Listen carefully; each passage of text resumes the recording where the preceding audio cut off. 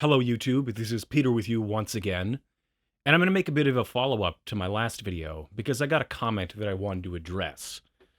The comment said, "Link me to your condemnation of the BLM/Antifa riots posted before you found them rhetorically inconvenient, or shut up." Now, of course, my first inclination was to tell this person what to shove and where, but I'm not going to do that. Instead, here is my honest answer. I believe in giving people the benefit of the doubt rather than expecting them to make some performative condemnation of something obviously wrong.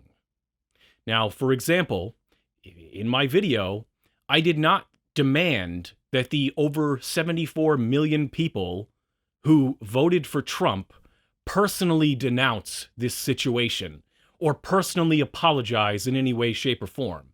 And it would be ridiculous for me to do so. There is one point that I want to make, and that's that when I broke the reaction of Trumpists down into three categories, honestly, and this is my fault, there should have been a fourth category. The fourth category of a silent majority who is not actively trying to play the whatabout game and is not trying to blame this on Antifa and is not cheering this on. So really, there are four categories of reaction, not three. I assume, based on giving people the benefit of the doubt, that the silent majority of people realize this is wrong and condemn it.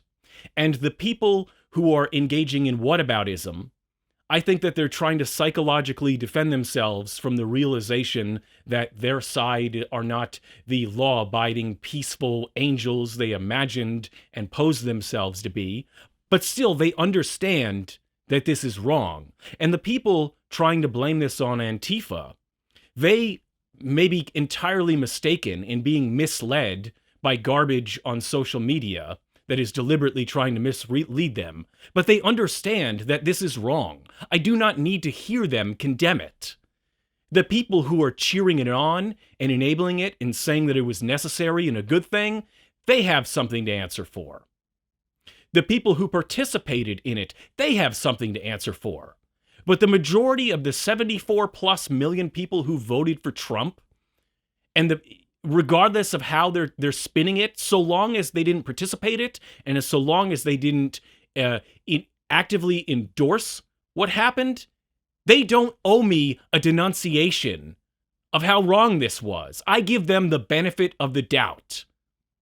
And if I have not condemned, the riots of Black Lives Matter or Antifa or whatever to someone's satisfaction, to the satisfaction of some random commenter on the internet, I'm sorry, but it shouldn't be necessary. As I've said in my past video, I've been doing this YouTube thing for about 15 years now, and I've come to realize that a lot of people refuse to give you the benefit of the doubt. They pretty much assume that you lack common sense and common knowledge. They treat you like a complete and total idiot. And so I have a certain amount of contempt for people expecting me to state the obvious in such a fashion. Yes, rioting bad, breaking windows of Starbucks bad. The people who go around, the black bloc people breaking Starbucks windows thinking they're going to bring down global capitalism are fools. The people causing random property destruction, it is not helping anyone do anything. It is self-serving and opportunistic. Personally, I question the actual relationship between something like Black Lives Matter and the opportunistic people that engaged in looting and rioting. There may be something of a overlap, but to say that the circle is, one and the same is ridiculous. The simple fact of the matter is there were countless Black Lives Matter protests throughout this country. Millions of people participated in cities, large and small, in small towns, in towns that are, 98% white people. There were Black Lives Matter protests. The overwhelming majority of them were peaceful. Yes, the violence and the destruction is regrettable and counterproductive. Obviously. Do we really need to state this out loud? Trying to blame it on the movement, that I would object to, but that's not even the point. The difference between opportunistic looting or rioting or some idiot smashing a Starbucks window and what happened on January 6th at the Capitol is that was insurrection. It may have been, ham-fisted insurrection, but it was insurrection.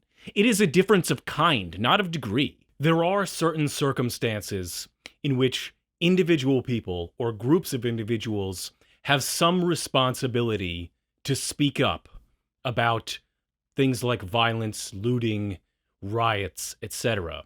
And that is when they in some way have some influence over the situation. So Donald Trump going on Twitter and putting out a video, seemingly, in my opinion, half-hearted video, telling people to stop and to go home. Yes, he, having incited the incident, bears some responsibility.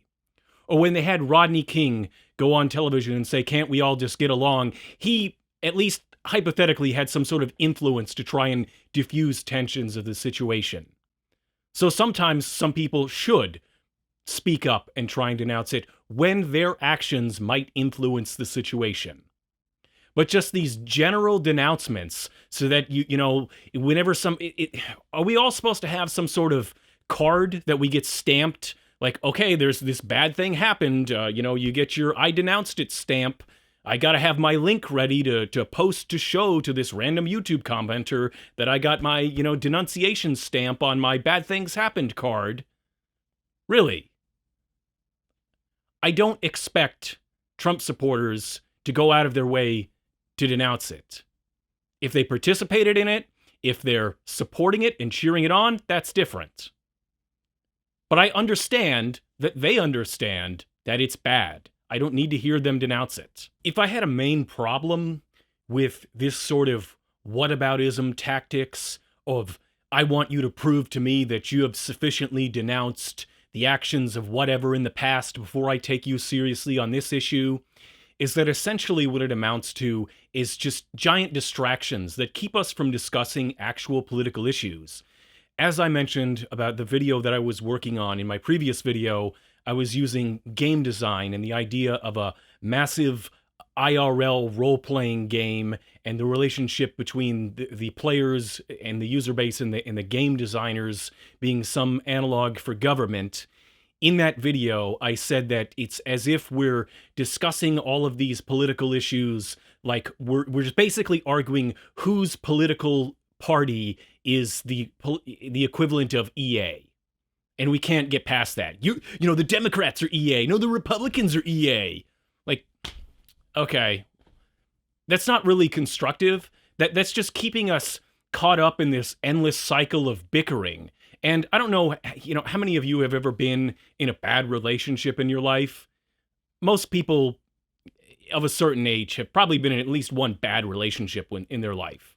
And so they're familiar with the patterns of pointless, petty bickering and arguments.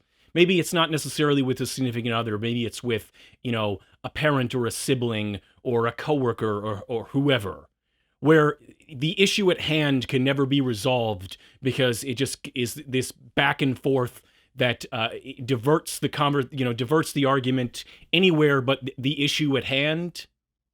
That's why I object to these sorts of, well, your side, well, the Black Lives Matter, but what about?